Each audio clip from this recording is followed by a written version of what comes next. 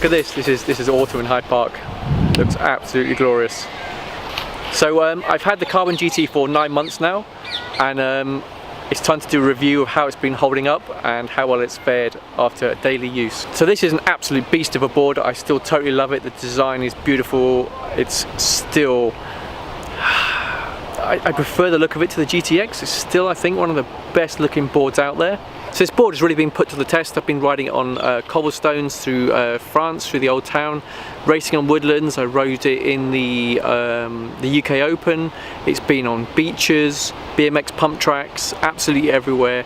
Commutes into London, racing. It's been absolutely hammered over Seven Sisters and Eastbourne grass track racing.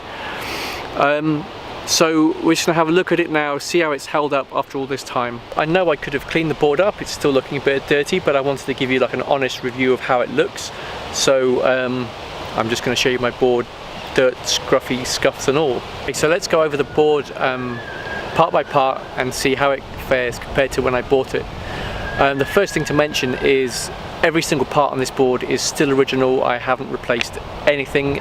Everything you see on the board is as I got it and has held up for 9 months. The deck, let's go over that first. It's got some light scratches on the top due to user error, where I've got on with gravel on my shoes and scratched the surface a little bit. And the underside has some light scratching due to when we're filming. I went over a big ramp and the hump caught the underside of the board. So next up is the tyres.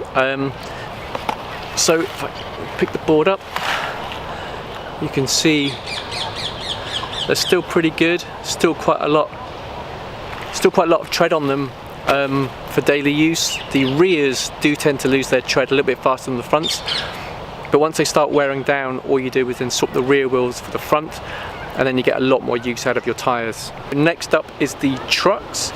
Nothing much to report here. They're all still as new. I must say, these double kingpin trucks, once you get them set up just how you like them, they are absolutely amazing. So next up, the motors and mounts. Still original motors, still in really good condition, still hitting very high speed. The motors have a few stone chips and a few scuffs. The motor mounts have quite a bit of scratching to them. Again, this is just down to user error. The way I've picked the board up and had it standing upright, picked it up to go upstairs.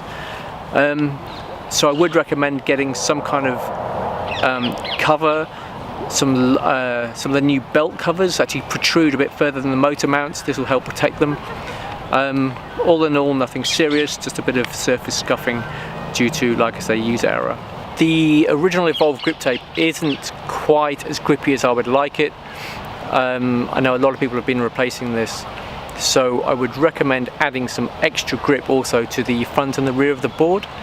So if you wear the where your foot rests against the front and the rear where that ridge is, if it gets wet it can get a little bit slippy, so definitely add some extra grip tape to the front and the rear, and also on the sides where your foot go. A little bit of extra really grippy grip tape will make a massive difference to this board. Especially at speed, if you're racing through traffic, the ability to wedge your feet right up against the rear of the board makes an incredible difference. It's a squirrel. Normally you don't have grip tape along here, so this is what I've added on extra, and then I also added a stripe down this side and this side just here. Same with on the rear of the board, where you put your foot up against the back there. This will keep you wedged on nice and tight at high speed. Also, if you're into racing and doing some tight corners, if you're crouching down and grabbing the board to turn, then some people have been putting a little bit of grip tape just underneath the board, so when you put your hand under to grab hold of it, it's super grippy and enables you to grab hold of the board and lean and turn really tight. Another thing I would recommend is the fast charger. If you're just riding a board once a day, then you probably don't need to pick one up because the 6-hour trickle charge is okay.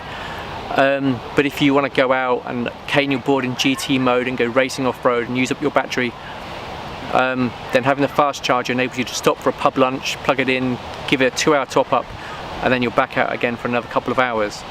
So definitely, if you want to get the most out of this board, especially on like long summer days, pick up the fast charger as well. So that just about wraps up the 9-month review of the Carbon. It's been an absolutely fantastic board. I will continue to ride this every day. I'm sorry this has been such a quick review, but I have 2 other riders just here waiting for me desperately to finish this video so we can go out for a nice sunset ride through Hyde Park. If you have any other questions about the board or want to know anything more about it, if you just drop a comment in the comment section below, I'll get back to you as soon as I can. Thanks for watching, and I'll see you next time.